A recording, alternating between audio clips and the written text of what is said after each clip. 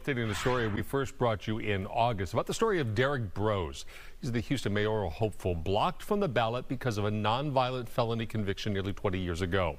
Now he's challenging the Texas law with a lawsuit of his own. Fox 26's Shelby Rose reports. The potential to change law. Next Tuesday would have been Derrick Broze's second run for Houston's mayor. But a new interpretation of Texas law prevented him from the ballot this time around, all stemming from a drug conviction back in 2005.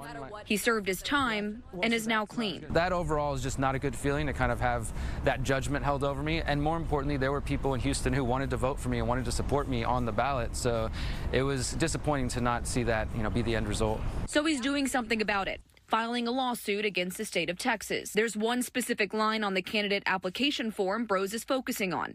You can run if you've been pardoned or, quote, otherwise released from the resulting disabilities of that felony conviction, which he says is ambiguous. It's just some confusion on the language. Are felons allowed to run? This court says yes, this person says no. We're going to try to actually make the courts decide by putting it to the test and seeing, does the Texas Election Code not only align with the Texas Constitution, but the U.S. Constitution? When there is ambiguity regarding any type of law, what holds weight is the Attorney General's opinion. And in this case, Attorney General Ken Paxton has said that in cases like that of Mr. Broze, he cannot run for office. And Jones thinks what stands in Broze's way is Republican control over Texas. As things stand today, I think it's very unlikely that Mr. Broze will be eventually successful with his legal challenge if it gets to the Texas Supreme Court.